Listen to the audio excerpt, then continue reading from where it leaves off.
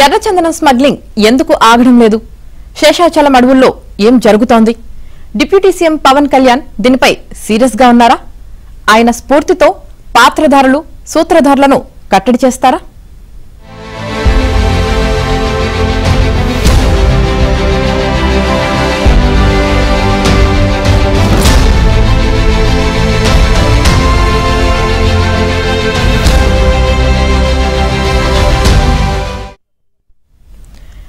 శేషాచలం అడవుల్లో ఏం జరగబోతోంది? ఎర్రచందనాన్ని దేశం దాటించే పాత్రధారులు సూత్రధారులను కట్టడి చేయడం సాధ్యమా? ఆపరేషన్ కగార్ తరహాలో ఎర్రచందనం స్మగ్లింగ్ నిరోధానికి చర్యలు చేపడతామని ఉప ముఖ్యమంత్రి పవన్ కళ్యాణ్ ప్రకటించారు. ఆ ప్రకటన నేపథ్యంలో ఏబిఎన్ స్పాట్లైట్.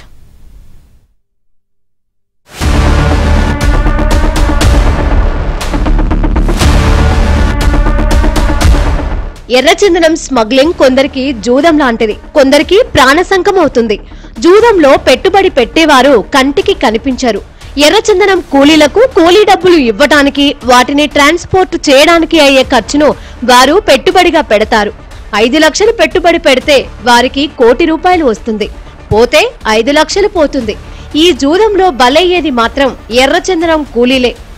4 కూలీ డబ్బుల కోసం వాళ్లు రిస్క్ తీసుకుంటూ అడవిలోకి వెళ్తున్నారు.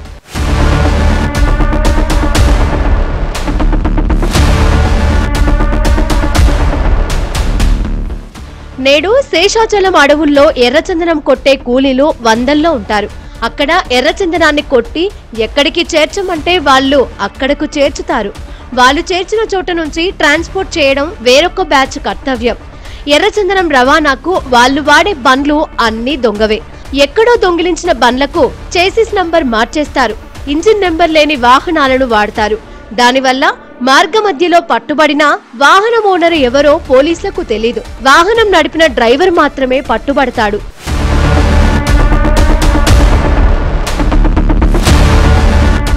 ఎర్రచందనం వాహనానికి ముందు ఒక పైలట్ ఉంటాడు.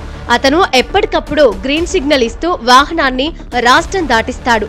చెక్ పోస్టులను మేనేజ్ చేసి పైలట్ కు సమాచారం అందించే వ్యవస్థ వేరొకటి ఉంటుంది.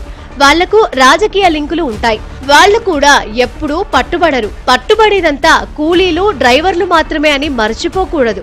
పట్టుబడిన వాళ్లు తమ బాస్ల పేర్లు ఎన్నటికీ వెల్లడించరు. చాలా మందికి వాళ్ళు తెలియదు కూడా. కొన్ని సందర్భాల్లో తెలిసినా కూడా పేర్లు బయటకు చెప్పబోమని ప్రామిస్ తీసుకుంటారు.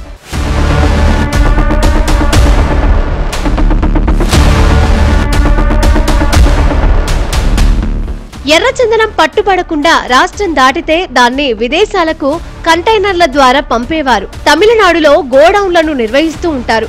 గోడౌన్లో సరుకు పెట్టి షిప్ లోకి ఎక్కించేప్పుడు మాత్రం బై రోడ్డు తమిళనాడులో నుంచి హార్బర్ కు పంపుతారు. ఈ మొత్తం కథ జరిగేది మేజర్ భాగం ఆంధ్రప్రదేశ్ లో. మరి కొంత భాగం తమిళనాడులో అయితే వ్యవస్థను నడిపేవారు మాత్రం కర్ణాటకలో ఉంటారు.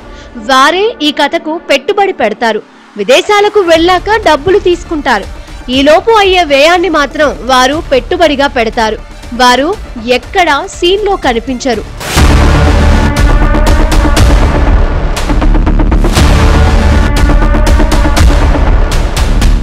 పెట్టుబడి పెట్టేవారితో పాటు వారికి సహకరించే వైట్ కాలర్ నేరగాళ్లు ఉంటారు.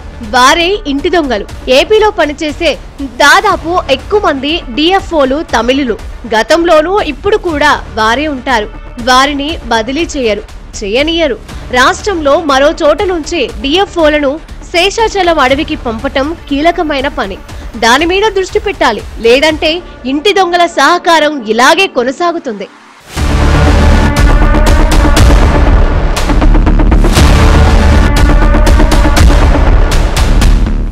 బాకరపేటలోని డిఎఫ్ఓ కార్యాలయంలో బీర్వాలో పెట్టి ఉన్న ఏనుగు దంతాలు, కొంత నగదు దొంగతనానికి గురైంది. వైసీపీ పాలనలో ఈ సంఘటన చోటు చేసుకుంది. కార్యాలయంలో వాచెస్ ఉన్నప్పుడే జరిగింది. అయితే ఇప్పటి వరకు అందుకు బాధ్యులపైన చర్యలు లేవు.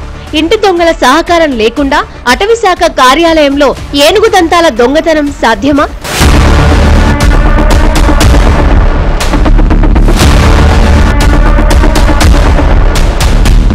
ఆపరేషన్ కగార్ తరహా చర్యల కంటే ముందు సొంత ఇంటిని చక్కదిద్దాలి. గత వైసీపీ ప్రభుత్వం అటవీ శాఖను పూర్తిగా నిర్వీర్యం చేసేసింది. పట్టుబడ్డ దొంగ బండ్లను వారు వాడుకునేలా చేసింది. దొంగ కొత్త కొత్త కార్లలో పట్టుబడకుండా పోతుంటే వారిని పట్టుకునేవారు పట్టుబడిన వాహనంతో వెళ్లాలి. అడవిలోకి ఇన్అవుట్ పాయింట్స్ పైన నిఘా లేదు. తిరుపతిలోని జూ పార్కును కూడా ఎర్రచందనం స్మగ్లింగ్ వాహనాలలో ఎర్రచందనం దుంగలు నింపి తరలించటానికి వాడుకున్నారట. అర్ధరాత్రి లోపే అక్కడకు దొంగలు తాము కొట్టిన ఎర్రచందనం దుంగలను చేరుస్తారు. అక్కడి నుంచి వాహనాలలో ఎత్తుకుపోయేవారు. అలాంటి ఇన్ అండ్ అవుట్ కేంద్రాలు శేషాచలం అడవి చుట్టూ చాలానే ఏర్పాటు చేసుకున్నారు. వాటిపైన దృష్టి పెట్టాలి. అటవీశాఖ సిబ్బందిని పెంచాలి.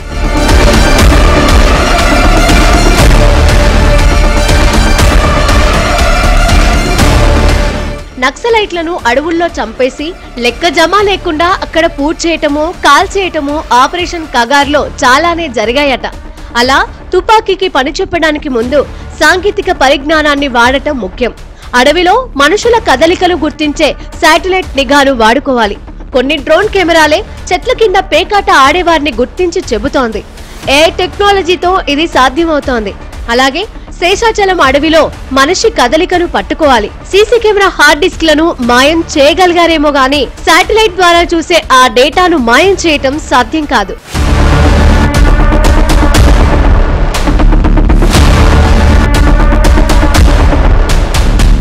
కేంద్ర హోంశాఖ కూడా ఎర్రచందనం స్మగ్లింగ్ పైన దృష్టి పెట్టాల్సిన అవసరం ఉంది.